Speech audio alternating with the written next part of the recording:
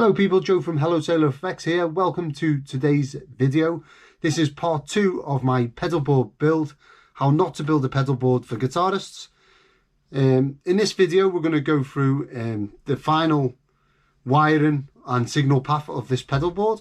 We're also going to look at the many mistakes that I made whilst making this this board up, including a nice mess up with my little stereo mono box there. And then lastly, we're going to go through some sound samples. I'm going to noodle around with some of the pedals. Please forgive my playing as ever. I'm much more of an engineer than a guitarist, as I always say.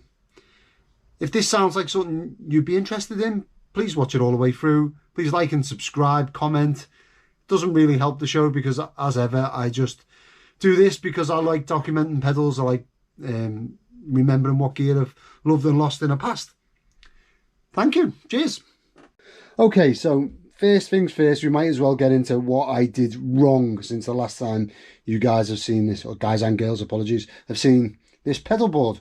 Right, so this stereo mono box is basically just a way of me putting stereo input and stereo output into TRS jacks. You can probably buy something, or there's a cable that you can use and stuff like that.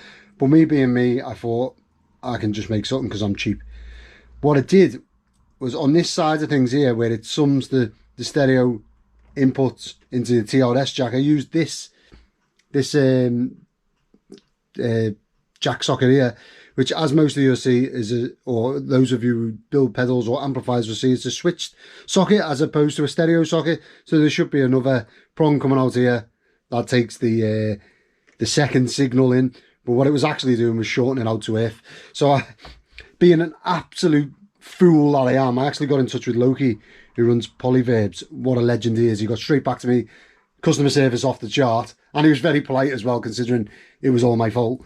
But I got in touch with him, said I was having an issue with the stereo sound not coming out, and you know, he said it could be flipping a phase with the humdinger. There's a few things he gave me to try, and then I just opened up my stereo box to have a look inside and realised that I'd used the wrong type of jack. So no accounting for stupidity, eh? But yeah, as I say, all this does is when I'm playing at home, I go into a aux box, not an aux box, what is it? A Torpedo Captor X. So I'll just put that into mono, and that means that all my signal is going into the Polyverbs and then out one way. If I flip it into stereo, then it after the humdinger, it goes into the Polyverbs. It's stereo, so we get a stereo reverb. Yeah. Right, and now that's the bad. Now for the ugly, I suppose, and we'll finish off with the good, eh? So inside, I cobbled together 2 cables. Normally I would just get hold of Pedal Patch UK and buy some cables, but I really want to get this finished, so I just found some random cables and made them up. And now my mimic delay is all singing, all dancing. I should really tighten down all these cable ties, but I haven't quite got to it yet. Maybe there'll be some pedal changes, so we don't know yet. But yeah, this is the underside of the board.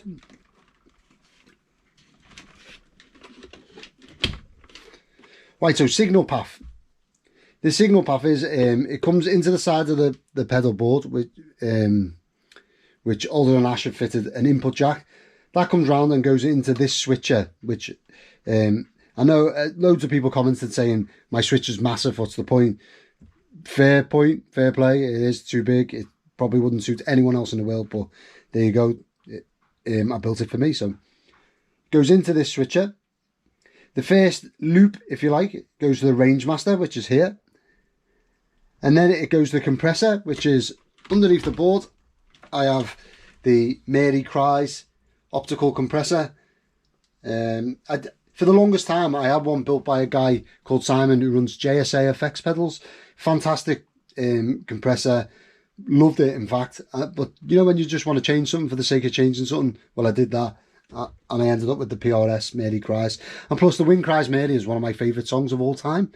So I felt like I had to buy that. Then we go into one labelled gain. Apologies, my... because I'm at home, my camera stand is flexible, so every time I move the table it wobbles all over the shop, which is real professional. Well done, Joe. So then the third loop is this gain loop, and this goes first through the Hawkins brothers drive pedal, which is the guys from The Darkness, their signature pedal. I had to buy this because, as I said in the previous video, absolutely love their band and their music, so I felt like I needed to. Actually, probably not the sound I'm going for. If you only had one slot for a gain pedal, this would absolutely do it, because it does all the gain and sounds fantastic. Whereas I like to stack gain pedals, so I don't know if I'm going to keep this on the board or whether it's going to go into my personal pedal drawer collection. I've got various pedals that people have bought me over, maybe over the years, or ones that are dear to me, so it might go in there. Anyway, and also in that loop is the MXR Dookie drive. Now, I had lots of questions about this after I posted the last video. The Dookie drive is fantastic. It stacks amazingly. You can crank the gain. It sounds good. It's reactive to your guitar's volume. On a neck pickup with a humbucker, it doesn't sound dark. You can get it to sound bright, and it's a fantastic pedal. And if you can't afford or can't find the original ones like this with the artwork on, they have done a few versions, but also the MXR FOD, and I'm pretty sure that stands for F off and die, but I'm not too sure. But the MXR FOD is the same circuit, so fantastic pedal. Anyway, then from that gain stage, it goes into loop number 4, which is my TS808. Down here, I've got the Tamura mod TS808. You know, Tamura. What's the guy's first name? I can't remember his first name. Anyway, Tamura's the guy who designed the TS808. So for me, if he's going to modify it, I thought I'll give that a go. This is the extra output version. I don't know if you can see on the video from there, but I've got the overdrive pretty much at like less than 9 o'clock, and it's just got way too much gain for me. So, but it is a great sounding drive pedal, and that is in number 4. Now, this is where it gets fun. So after this stage, we go to these two jacks here, which is my send and return. So from here, it gets sent down to this amazing device called the Humdinger. Now, people who are watching this video probably watch that pedal show, know all about this, but for those of you who don't, oh my god, this is like a game changer. So you have your input here, and then it splits the signal into two, a buffered output and an isolated output. I send the buffered output through the rest of my effects, including modulation, and then to the wet out, and then I use the isolated output to go back through the circuit. So I'll show you where they go now. So from the Humdinger, basically this is my way of splitting the signal. And you also have a phase switch here, so you can, if your amplifiers are out of phase, you can put them in phase, which is fantastic. Right, so from the Humdinger, it comes up, one side of it comes back into this pedal and goes here and starts off the chain again. So the wet side goes here to my flanger, which is the Thorpe Camo flange, without a doubt the best modulation pedal that's ever been invented. Although I haven't tried some of the vintage flanges that maybe the guys on that pedal show obsess over, so who knows, maybe I'll get one of them one day. Anyway, then we've got my Analog Man chorus in the next loop. Fantastic chorus pedal. This is an old one. I think it's from, I don't know, early 2000s, maybe late 90s, early 2000s. Not sure. It's the old bent steel enclosure version as opposed to the Hammond style enclosure. Not sure if that makes a difference, but there you go. Then we go to the trem, which is underneath the pedal board. I mean, you probably noticed in the theme by now that I'm an absolute TPS fanboy, but here's the Mark II Harmonious Monk. Oddly enough, I have it underneath the board because I don't use tap tempo, and generally I'm not really that good at playing guitar, so that's tap tempo. Tapping my foot in time with the music I'm playing is way out of my reach. You know, it takes everything in me to strum G, D and C, so so that's under the board. Then we come to the delay, the aforementioned Mimic. As I said in the last video, homebrew electronics, Mimic delay, absolutely killer delay. It's an analog delay with loads of extra time in it. It's got old analog chips in. If you can get these, find one of these, please buy it because they are fantastic. I would say the best sounding delay I've ever played. Not very functional, does what it says on the tin, but that works for me. Then from there, it comes out of the switcher and goes to one side of this device here, the mono, which then goes to my polyverbs, which is in everything. Now, the other signal that comes out of the humdinger, the dry signal that's not so dry as you see now, goes to my Demodash T120 videotape echo, another fantastic pedal. Steve at Demodash is a great guy as well. So this is now on the dry side, so it's not really wet dry. It's you know, whatever, more effects equal better in my mind.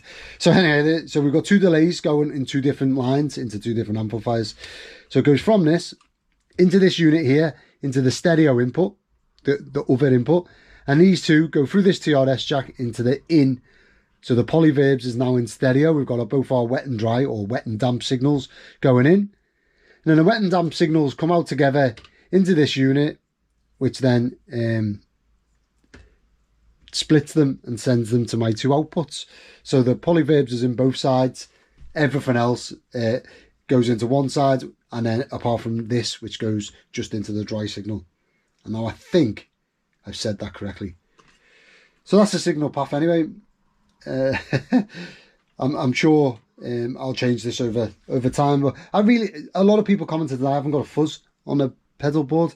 I really want a fuzz on the board, but my favorite fuzz is a bit big to fit on. Let me see if I can. My plan is to use something like this on the side of the board on the input, and then the output of that just goes straight into the pedal board, and that'll do for me, because I don't think I could squeeze a fuzz on the board. It's got to be first in the signal path, and you know, it's just as easy to plonk one of these on the floor next to it. And I don't play live because I'm rubbish at playing guitar, so yeah.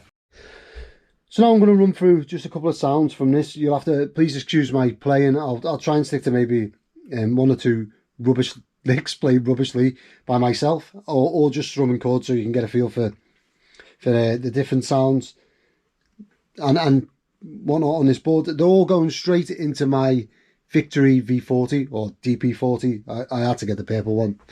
I like to be different. So going straight into the front of that. The reverb for this demonstration will be off in the V40, and it'll also be off in my Captor X, so that then the only reverb you're hearing is the polyverbs. Right.